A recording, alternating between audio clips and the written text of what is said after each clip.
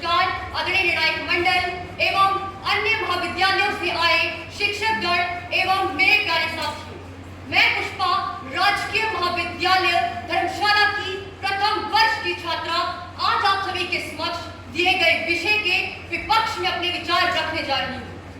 जैसा कि मैं अपने साथी के द्वारा कहे गए वाक्यों को दोहराना चाहूंगी कि जहाँ विकास होता है वहाँ सड़क, सुरक्षा, नीतियां और ना जाने कौन कौन से पहलुओं पर काम किया जाता है। लेकिन महोदय, मैं बात करना चाहूंगी ऐसे लोगों की जो कहते हैं कि विकास एक विकास नहीं बल्कि पर्यावरणीय विनाश है। महोदय, क्या आपको लगता है कि ये सच है? नहीं, मैं कहना चाहूंगी कि वास्तव में विकास उसे कहा जाता है जो सभी चारों तरफ की चीजों को साथ लेकर किया जाए।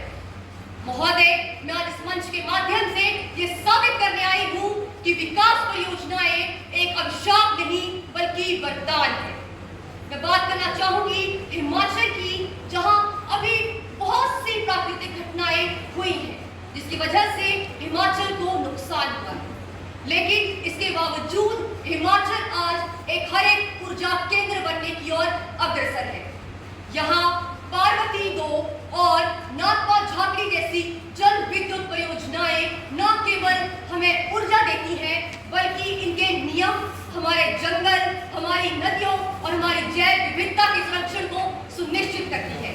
महोदय, अब मैं बात करना चाहूंगी 4 धाम सड़क परियोजना, ग्रेट निकोबार योजना, सावरकोट जल विद्युत परियोजना।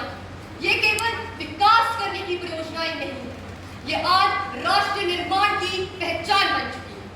महोदय, ये वही योजनाएं हैं जो हमें रोजगार देती हैं, जो हमें सुरक्षा देती हैं और हमें संपर्क प्रदान करती हैं। महोदय, मैं कहना चाहती हूँ कि हम विकास को विनाश के साथ ही नहीं कर सकते बल्कि विनाश के बिना और प्रकृति के सामंजस्य के साथ भी विकास हो सकता है।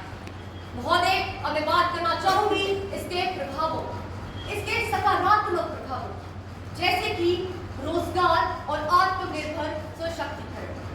महोदय, ये जो हम सड़क, पुल और जितनी भी परियोजनाएं होती हैं, ये हमें न केवल रोजगार देती हैं बल्कि अपनी आजीविका चलाने का एक साधन भी देती है। इसके अलावा दूर दराज क्षेत्रों के साथ संपर्क। महोदय, आज के सड़क, टनल दूर दराज के क्षेत्रों के साथ संपर्क जोड़ने में सहायक सिद्ध होता है। इसके अलावा मैं बात करना चाहूंगी सामाजिक और मानसिक विकास की। महोदय, जहां सड़क या परियोजनाएं जाती हैं वहां सिर्फ समाज का विकास नहीं होता, वहां के लोगों के मानसिक मस्तिष्क और मानसिक सोच का भी विकास होता है।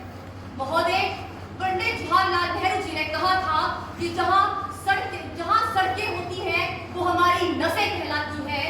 सड़कें आज की हमारी नसें कहलाती हैं और जहां सड़कें नहीं वहां जीवन नहीं। आप इस कथन की सार्थकता को समझते हैं? यानी परियोजनाएं हमारे जीवन की मूलभूत आवश्यकता है। महोदय, इसी के साथ मैं कहना चाहूंगी कि सतत विकास और हरित विकास के साथ हम परियोजनाओं को लागू करते हैं ताकि आने वाले समय और हमारी आने वाली पीढ़ी के लिए एक मुख्य आधार बन पाए।